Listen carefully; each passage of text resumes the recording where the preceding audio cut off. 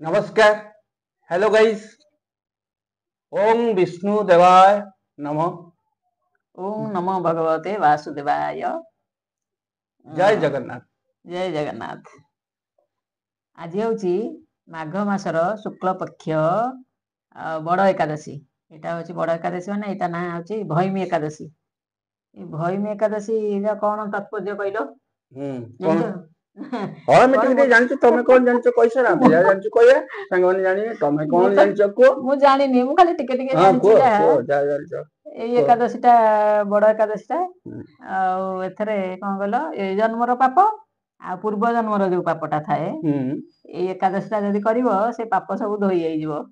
अच्छा जहाँ गीतार लिखा है सब पुराण मानक जहाँ लिखा है जानिया कथा तेणु एकादशी करवा कथा बड़ एकादशी तो करवा समस्त 24टा जाक एकादशी करछनी साଙ୍ଗमाने बहुत एकादशी पड़िबो किंतु आमे चारटा तो करछे बड़ एकादशी चारटा एकादशी किंतु मासरे दुईटी एकादशी पड़े गोटे होची कृष्ण पक्ष गोटे होची शुक्ल पक्ष दीटा एकादशी एटा होची बड़ एकादशी कहती। बड़ एकादशी अर्थ विष्णु को उपासना करिया कथा विष्णु को पूजा करा जाए। आपण जहाँ विधि विधान जानतु न जानतु जदि माने आमे तो समस्त सब जिनिस जानिने विष्णु को जदि अंतरर सहित इष्ट देवी की माने इष्ट देवता हिसाब से पूजा करेंगे एकादशी दिन बहुत भल तांकर से दिन कौन हुए एकादशी दिन विष्णुकर जेते रूप अच्छी से समस्त को पूजा करा जाए से शांति होती कि तांकर मेन कथा है कौन ना आपनकर जो अन्न ता निषेध आमे तो सब पाली परिबानी आमे तो पुणी समस्त रोगी अच्छे अच्छे तेणु समस्त से जिन पानी अन्नटा कहीं खाती कहले अन्नटा खाती अन्नरे पाप थाए अन्न जदि आप खाइबे से जो अन्नटा जो जीव शरीर भितर को पाप रही जाए भितर तेणु से दिन खाती नहीं अन्न खाती नहीं तुम केते कथा जानछ से दिन माने कथा होची ए जो जिंस आमे भी खाऊछु ये जिंस भी खाया कथा नुहे एटा होची फलमूल आहार करिवो एतिरे सात्विक भोजन अर्थ कोन आमे कहि दोछु सात्विक भोजन अर्थ माने किछि तेल मसला ए सब राग ए सब जिंस किछि रहइबो नाही।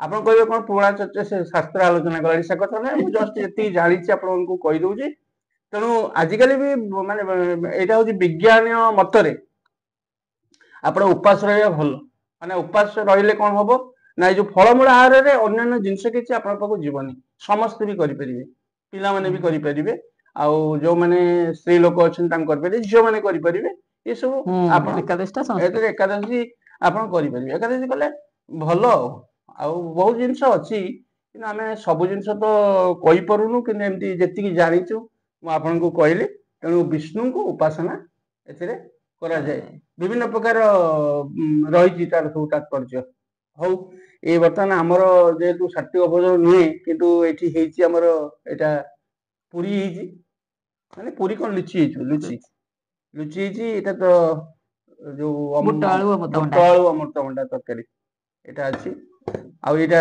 कोन बिलाती आ खजूर खटा बिलाती खजूर खटा आ सिमेई टिके हेची सिमेई टिके हेची आ मोर तो टिके एटा टिके लेंबू लुण लंका चकटा हबो आ खेबा आरंभ करिबा ना कोन संग माने आरंभ करिया आपण माने खाइलेनी कि नहीं बहुत दिन पर गोटे सुजोग मिलला कथाटा हवा पाई तेणु एमती आपण भी चाहिए एकादशी व्रत करें आम भी सकाल सकाल मंदिर जाइए जगन्नाथ को दर्शन कर आसवे विष्णु से सब तो सही तेणु दर्शन करके आम आसी हौ खाଇବା आरंभ कर देखा केमती कौन है सब खाଇବା टेस्ट कर लिचि लिचि रामानंद रामानंद चिट्टा मु खाइलेनी चिट्टा कटा शंकरा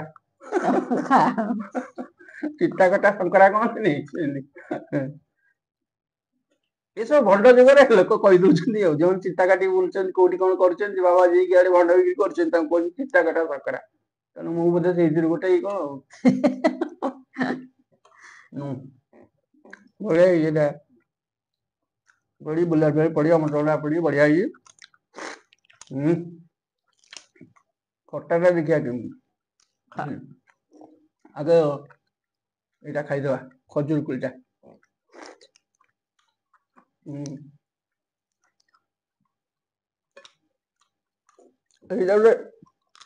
ଲେମ୍ବୁଟା ଚୁପଡ଼ା ହେଇଗଲା। କଞ୍ଚା ଲଙ୍କାଟା ଦେଖୁଛନ୍ତି, ବଢିଆ କଞ୍ଚା ଲଙ୍କାଟା ଆଣିଥିଲି, ବଢିଆ କଞ୍ଚା ଲଙ୍କା। ଚକୁଟି ଦେଇ ଟିକେ ଚାଟିଦବା ତା ସାଙ୍ଗରେ ଚାଖଣା। ଚାଖଣା। ହଉ ଏମିତି ଖାଇଚାଲିବା।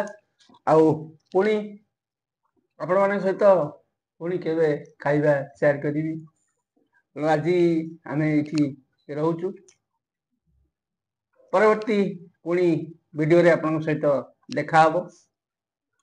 ରହୁଛି। ଓମ୍ ବିଷ୍ଣୁ ଦେବାୟ ନମଃ। ନମସ୍କାର। ନମସ୍କାର।